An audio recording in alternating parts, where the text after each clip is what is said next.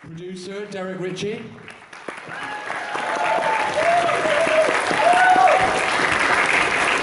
Jordan Renzo plays Mateusz.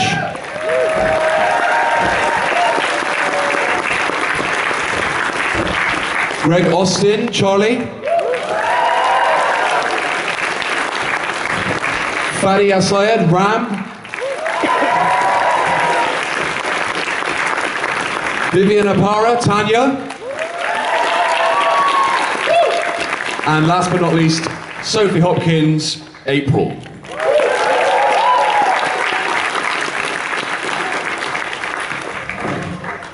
I understand for the cast at least, that was the first time you'd seen that episode. What was it like seeing it for the first time on the big screen and surrounded by all your classmates? I'm still shaking.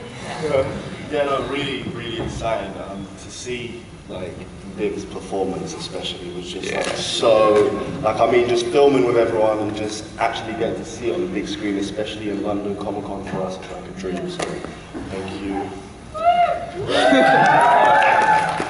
Oh, Patrick, the anticipation for Class was so high before the show had even launched. What's it been like now getting to see the response to the first few episodes? It's been, I mean it's, can y'all hear us? Yeah. You might have to lean in close to the mics a little bit. Hello. It's been really great. I mean, you know, because creating a brand new Doctor Who spin-off is you know, a carefree, happy-go-lucky enterprise. No pressure. And so, I mean, all you can really concentrate on doing is just really trying to make the best show you can, make the most special show you can with the most real people and most real characters in it. And that's just really what we spent months and months trying to do. And so the response for the past 2 weeks has been fantastic. It's been so great, really supportive, and really love the reviews. The Mail even liked us. Yeah. I mean, they might not after that, but I mean, yeah, that's been what a lovely pleasure. And Derek, how easy or difficult was it to establish the tone and the atmosphere of Class? Because it is very different to Doctor Who. I think, well, I mean, it all comes down to having a great team. And right from the start, with Patrick's scripts, we knew we had something different from Doctor Who here that we really wanted to make feel as different as possible. And we also were very conscious of our audience. Our audience, you guys, all are very sophisticated. You watch fantastic shows on HBO and Netflix. You have a great pedigree in movie watching. And we wanted to create a show that really met that standard, that expectation. So right from the start, we were drawing on big references from movies we liked. A lot of horror cinema came into it. A lot of modern cinema came into it on every single level. So from lighting to camera work to style to how we approach telling the story of these characters. So in every single aspect, we were drawing on big references from things that we loved that felt were tonally right for the show and for Patrick's writing and the stories that he wanted to tell. And it all starts with the script. Oh yes. That's where it begins, that's where it ends. And I think that having Patrick so central to the process was so vital to us to make all of that really come together and gel. But it was a real ambition to make this feel different and sophisticated and like nothing you've really seen on British TV before. And I think that that's what we really wanted to do right from the off, was create a sophisticated show that the audience would not expect to find sitting on iPlayer on a Saturday morning. And I think that, I hope you all feel that we've achieved that. I mean, we really wanted to make it feel like something every week you'd be getting another little bite of a movie, and that you were really kind of engaged with those characters because of the way we tell those stories. And Vivian, first of all, congratulations on that performance. Just absolutely superb, I think we can all agree.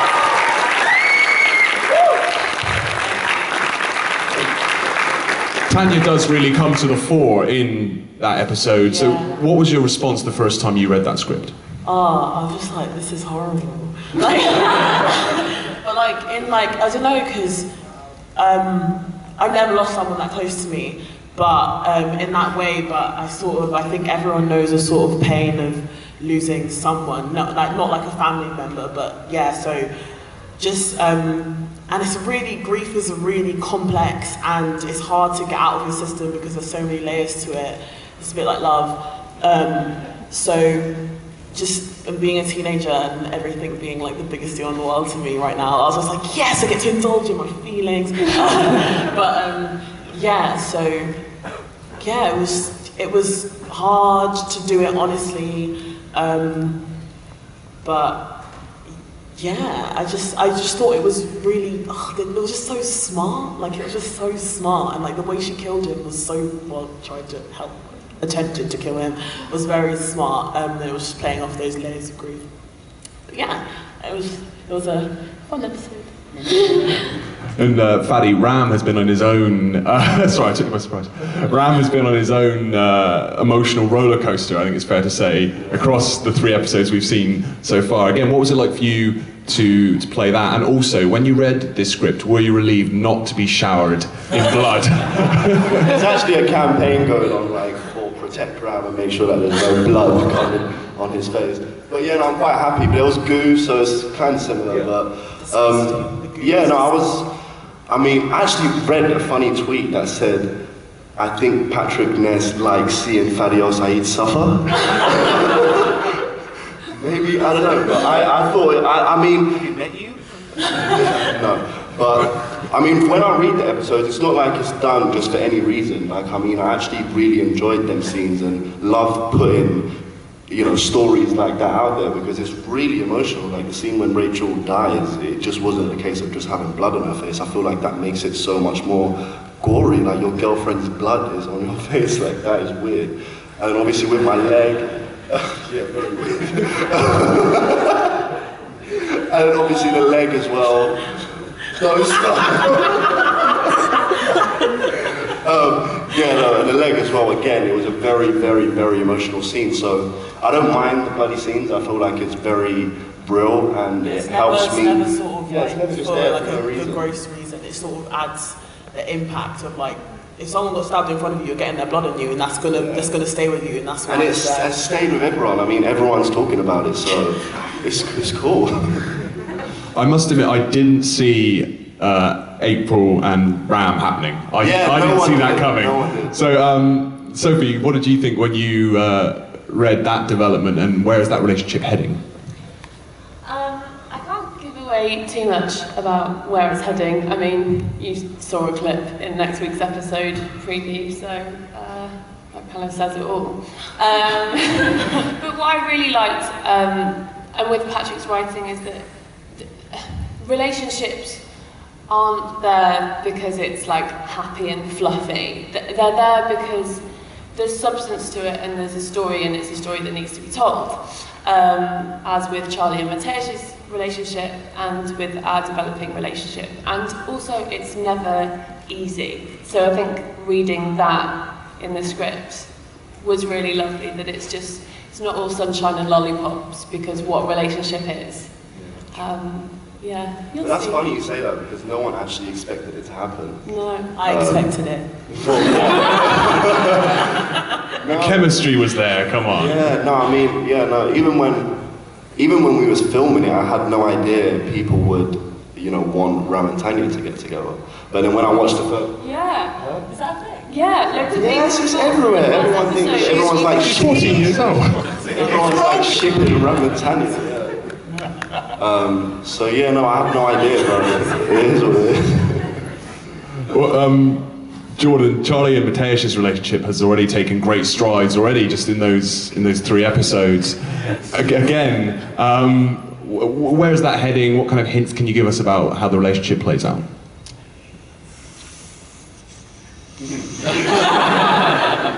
First of all, what's up, London Comic Con? Bucket list. It's gonna go up, it's gonna go down, like every relationship. I don't want to say anything. I don't want to question. No. Well, Greg, we've already seen Charlie evolve so much across the 3 episodes. He's already a very different character to the one we saw, I think, in the first episode. Is that going to continue across the series? Are we going to continue to see him learn new things and grow and develop? Oh yes. There's, towards the end of the series especially, there's a lot of stuff he goes through. Some big choices, some big moments towards the end of the series, and a lot goes on between us. It isn't just all happiness, it isn't just all fluffy, lovey-dovey stuff. It's, as with any relationship that goes through all aliens and stuff, you know, it gets hard, it gets difficult. But no, we have some big scenes to do, and I mean, he's been amazing to work with, this boy. We love each other to bits. Greg Austin. No, but it's been great, and Charlie's got just you wait. End of the series. Big moments. Fantastic. Well, we're going to have some time for fan questions, and I'm sure you guys are just chock full of questions. So there is a mic there and a mic there. If you want to queue up, and we will come to you shortly. Just while that's happening, though, I know there have been a lot of comparisons between Class and Buffy. People say, is Class the new Buffy?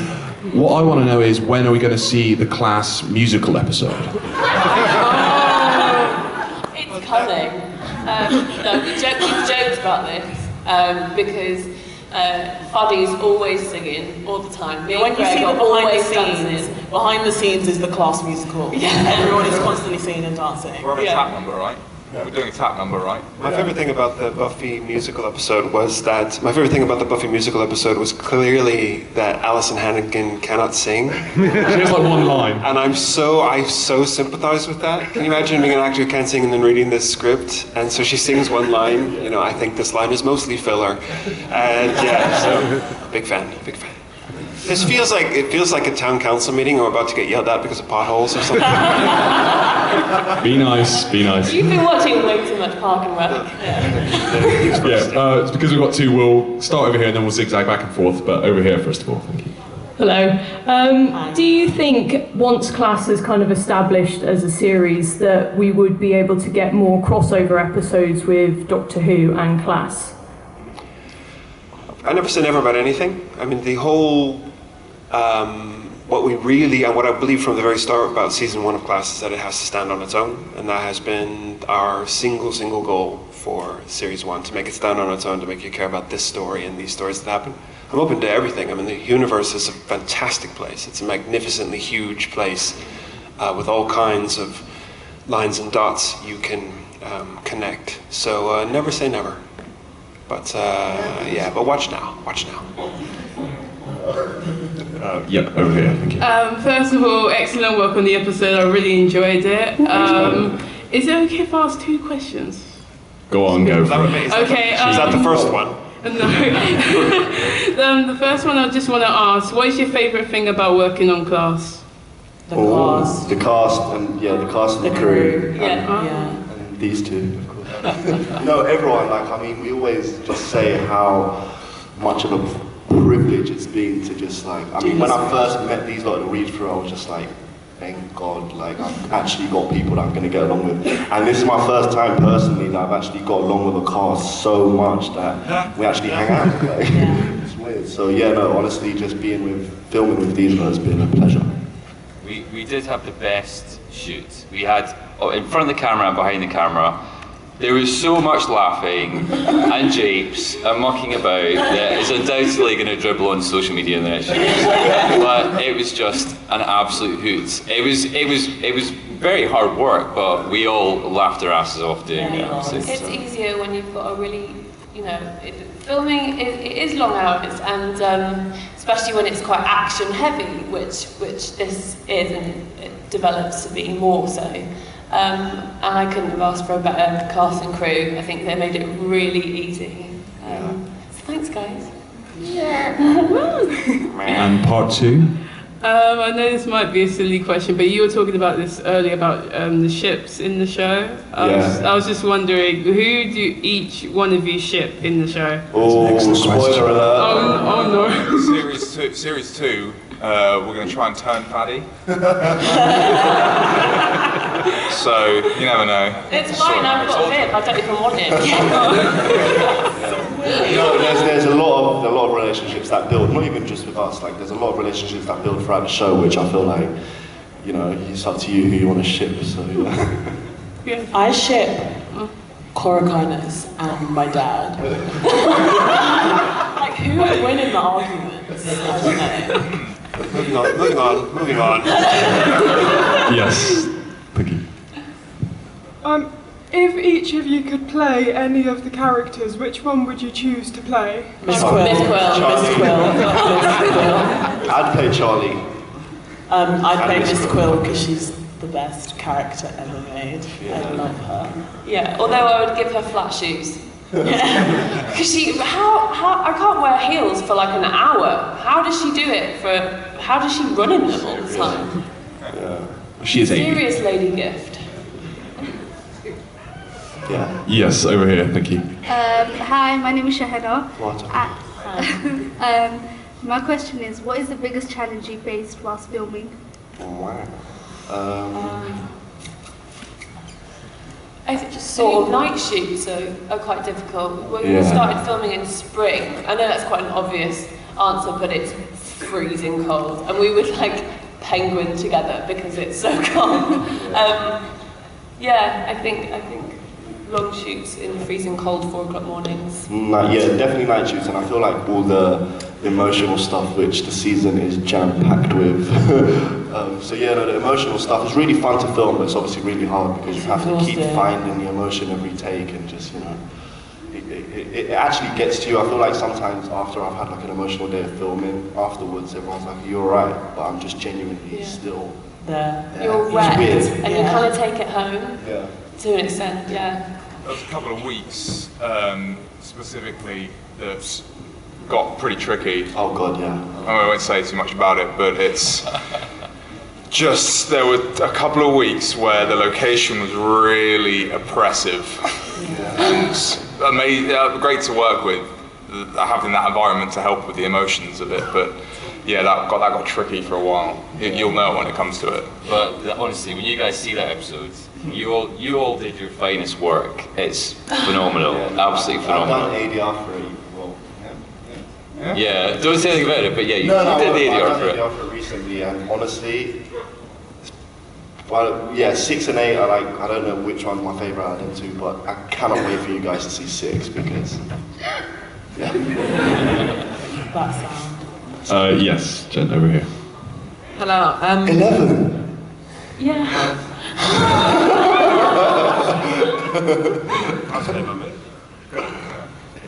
I'm a massive fan. I'm just wondering, because sixth form is only 2 years, will that affect the future of the show? Good question. I've been wondering this.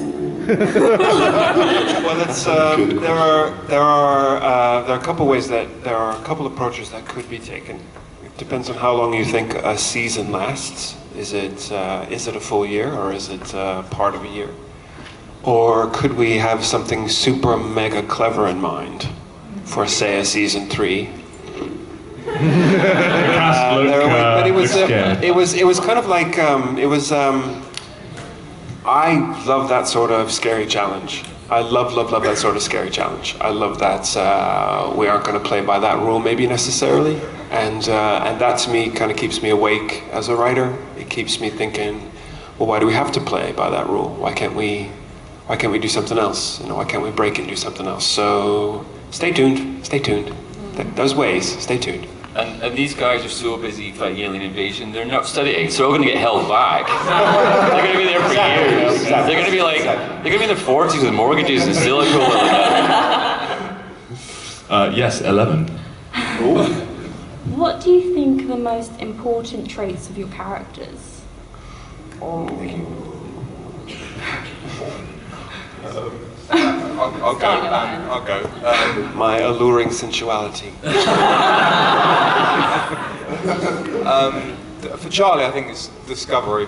It's learning and coming to terms with who he is and where he fits in. Boom. Loyalty. That sounded sinister. Loyalty. I would say the passion and courage behind Ram, especially the passion, because I feel like in everything he does, football, saving aliens, saving Tanya, saving anyone, he just does it with all his heart. So his heart, I would say, his courage and passion.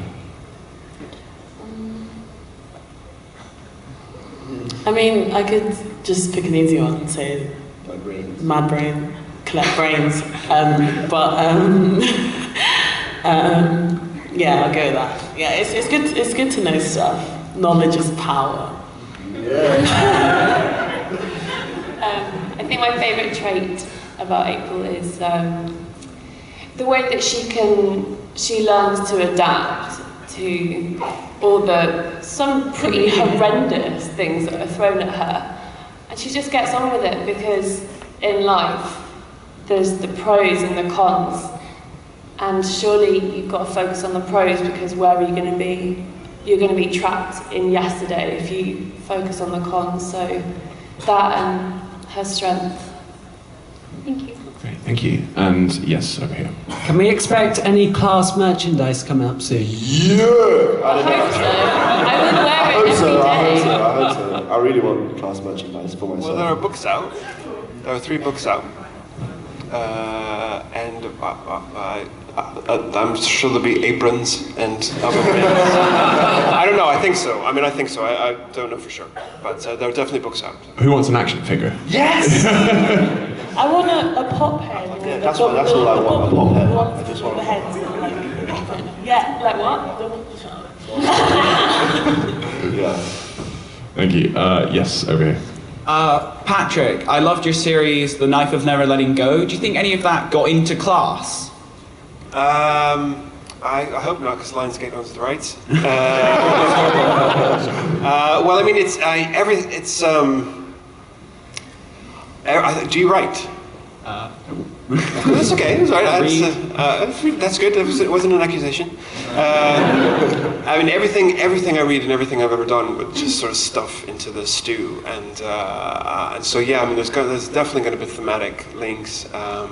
They're different characters, but there's still. I care about. There are things that I care about and that I want to see. Often because I felt like I didn't see them when I was 15, 16. I mean, I would have just. I was supposed to say I would have stabbed someone in the face if I could have seen that Charlie and Mateus relationship when I was 15 on screen. But let's edit out the violent part of that. I would really like to have seen a Charlie and Mateus relationship on screen, because I never saw that, for example. And I wanted to be taken seriously, and I wanted to be spoken to like I was an intelligent person with opinions and ideas. And that is in all my work, I think. So that kind of stuff might keep coming up. But no dogs were harmed in the filming of Class. Although I'm getting stuff about the principal already. You heartless bastard. The head teacher, yes. How could you? I'm like, do you know me? Poor Mr. Armitage. Yeah, thank you. Yes, over here. Hello. I was wondering, because of the advancements of the Doctor Who universe, if there were any villains that you would like to see come into Class.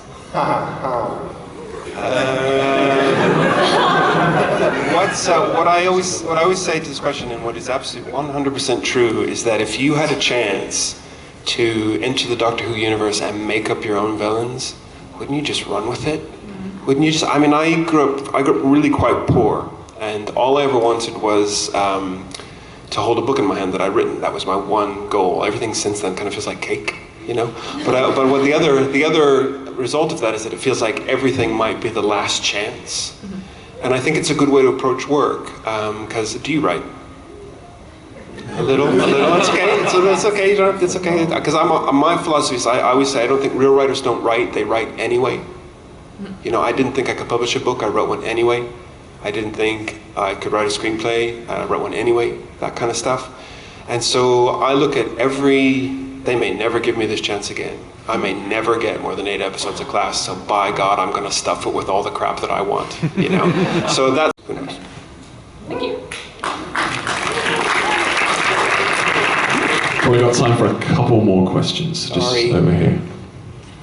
Hi, when you come up with the monsters, do you sort of tie them into the themes of the story, or do you what's the word? do you come up with the monsters and then come up with the story, or do you come up with the story first, sort of? I usually come to the story first. I really try not to have capital A allegory monsters, because boy, you can spot those a mile away. Indeed. But I mean, when I'm responding to a story, I feel like I'm usually responding to it for a reason. Or if I'm responding to a monster, I feel like I'm responding to for a reason. Like there's something creepy, something like the Lankin felt really uncomfortable to me. The insinuation of it and the reaching out is something I find personally uncomfortable, and so I was responding to that feeling. And then the story that comes along with it tends to tie in a little thematically with it, but I don't want to be too on the nose, you know, because otherwise you get the I am the bully monster, you know, and nobody wants that. I don't want that. So I really try not to, because everything has to be a story first. It has to be a story first. Because I mean, nobody wants, even if you agree with every word, nobody wants to listen to a sermon. I don't. Well, I mean, you might, but I don't. I don't want to offend any churchgoers. So I don't know. It's a mystical thing. Do you write? I study screenwriting at uni at the moment because I'm a film student. But yeah, I've been writing at the moment. See, my advice would always be to just write a movie you want to see yourself, which is much, much harder than it sounds. Because the story you respond to is going to have all the stuff you care about in it. And people are going to respond to that joy of telling the story. They might not know that they're responding to joy, but your joyousness of the experience of writing it is going to be all over it. And people respond to that. So if you can set aside expectation, if you can set aside what you think a market wants or what a studio wants or what has already been done. Nobody was looking for the first Harry Potter. Nobody was looking for the first Hunger Games, even though they already had it in Battle Royale. But yeah, write something you want to see yourself, and you'd be amazed at how many people come for it. Thank you very much. You're welcome. And good luck. Great. Last question. I'm sorry. No pressure, but make it a good one. Do you guys have any funny stories from on set, like bloopers or anything like that? Yes, we do, and no, we can't. It's our chair one. Is that one? Mate. Oh, good. You forgot this bit. Basically, Fady fell off his chair. Like, it's way funnier than that. It was a really serious moment, and he was acting like a real hard man with attitude. And then he just goes arse over tip, falls backwards because he's trying to be really cool, like leaning back. I'm not going to do it. Well, who we haven't talked about is the absolutely fantastic Catherine Kelly, who is just amazing. And she's so fantastic to work with. And if you've seen episode 2, there's a scene where she finally yells at the inspector and says, "I'm going to string you up by your..." Well, there's several minutes of that you didn't see. Just her improvising the most obscene things that she's going to do to this inspector. So there's a bit of that. That was very, very funny. We kept having to tell the extras to shush. Amazing. Well, with that, we must ring the bell on this panel. Class debuts new episodes on BBC 3 every Saturday. But for now, please join me in thanking our fantastic panel, Patrick, Ness,